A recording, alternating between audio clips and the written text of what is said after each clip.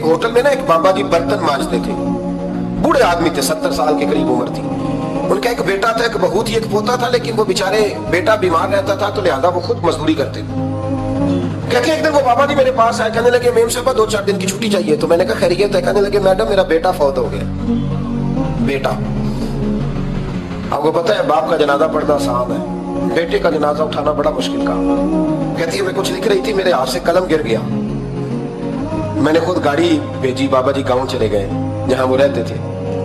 कहती 2-3 दिन के बाद मैं और मेरा शौहर गए तो रास्ते में हम बातें कर रहे थे कि क्या ताज़ियत करेंगे।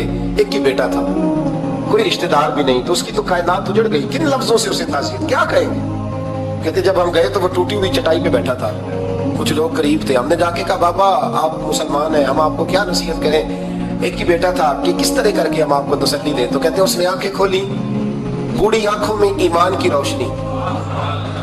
कहने लगा बीबी क्या ताज़ियत की बात करती हो, मैंने कोई पैसे जमा करा के बेटा लिया था, खुदा ने फजल से दिया था, अदल से ले गया है, मैं अपने रब के फैसले पे बड़ा राजी हूँ। अल्लाह अकबर।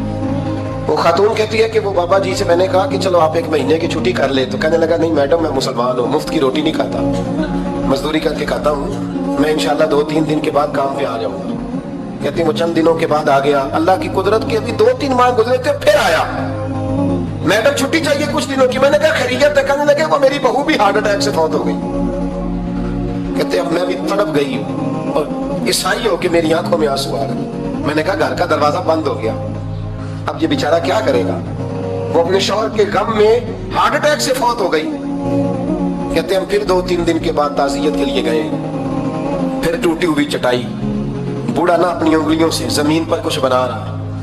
कहते करीब गई और मैंने जाके कहा बाबा अब तो तसल्ली आपने खुद ही करनी है, जो निजाम था वो तो हो गया। तो कहते हैं फिर उसने आंखें खोली, आसमान की तरफ देखा तो कहने लगा बेटी कोई परेशानी नहीं, मेरा बेटा बगैर शादी के भी तो फौत हो ही सकता था, बस मेरे मालिक ने जब चाहा जैसे चाह हुआ। मैं इंशाल्लाह 2-4 दिन के बाद काम पे आऊंगा, कि मेरा 3-4-5 साल का पोता है, अभी स्कूल दाखिल हुआ है, मैं साथ ले आऊंगा, वहां मेरे साथ ऊपर क्वार्टर में जहां मैं रहता हूँ ये भी रहेगा।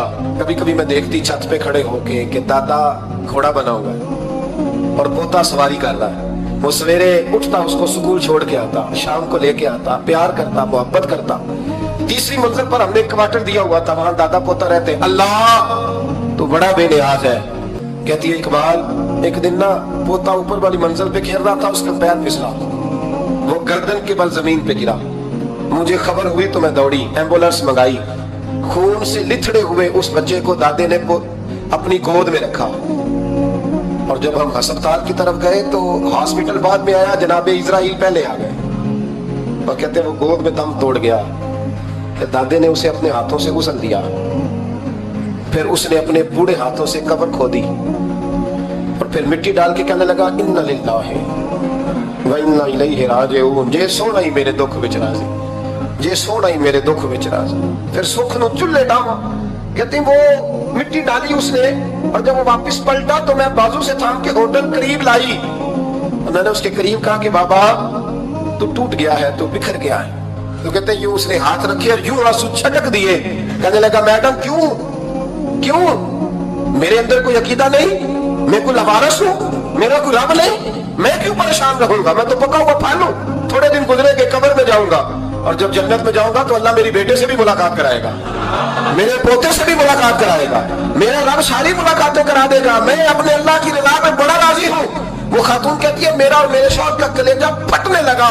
मैंने कहा बाबा ये जज्बा कहाँ से मिलता है, ये सुकून कहाँ से आता है, ये कैफियत कैसे मिलती है। मुझे कहने लगा तूने लेनी है?